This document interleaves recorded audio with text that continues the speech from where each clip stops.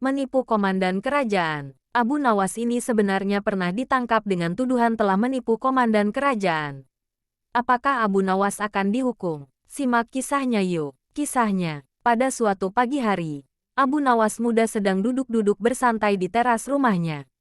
Beberapa saat kemudian, datanglah seorang komandan dengan beberapa prajuritnya. Sang komandan bertanya, "Wahai anak muda, di manakah aku bisa menemukan tempat untuk bersenang-senang di daerah sekitar sini?" "Kalau tidak salah di sebelah sana," jawab Abu Nawas.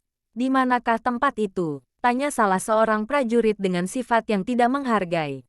"Pergilah ke arah sana, lurus tanpa belok-belok, maka kalian akan menjumpai tempat untuk bersenang-senang," jawab Abu Nawas.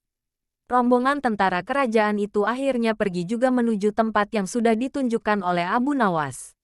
Setelah beberapa saat, kagetlah mereka semua karena tempat yang mereka cari tidak ditemukan, kecuali hanya sebuah komplek kuburan yang sangat luas. Dan tentu saja hal ini membuat para tentara berang karena merasa telah ditipu oleh pemuda tersebut. Mereka pun kembali lagi ke tempat Abu Nawas. "Wahai anak muda, keluarlah engkau. Kenapa engkau berani sekali membohongi kami?" tanya sang komandan yang tidak tahu kalau yang diajak bicara itu sebenarnya adalah Abu Nawas, si penasehat kerajaan. "Siapakah engkau ini? Berani sekali membohongi kami," tanya salah seorang prajurit. "Aku adalah Abdi," jawab Abu Nawas. Komandan dan para prajurit merasa geram dan marah.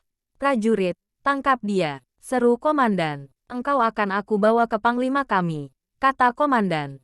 Oh, rupanya Abu Nawas hendak dihadapkan ke panglima kerajaan mereka.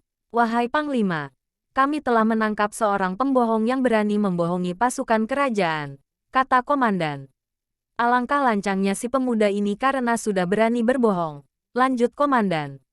Panglima bersikap biasa saja.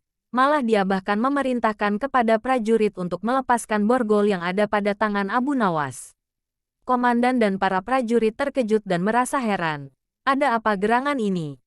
Setelah itu, Panglima pun mendekati Abu Nawas berkata, "Tuan Abu, maafkan perbuatan anak buahku di sini ya," kata Panglima itu dengan sangat sopannya. Laki-laki gagah dan tampan itu memang sudah saling mengenal satu sama lain karena mereka seringkali bertemu ketika sang khalifah mengundangnya ke istana. Komandan minta maaf. Betapa terkejutnya sang komandan dan para prajuritnya.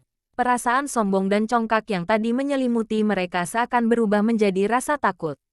"Wahai Tuan Abu, sebenarnya kebohongan apa yang mereka sangkakan kepadamu?" tanya Panglima. "Wahai Panglima, mereka memintaku untuk menunjukkan tempat untuk bersenang-senang.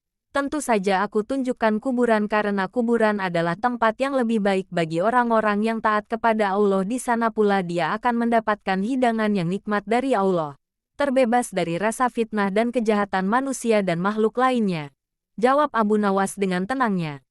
Mendengar jawaban pemuda itu, segera saja komandan mendekati Abu Nawas dan berkata, "Maafkan hamba, Tuanku Abu. Andai saja aku mengetahui bahwa Tuan adalah Tuan Abu, tentu kami tidak akan berani membawa Tuan ke hadapan Panglima," kata komandan lagi.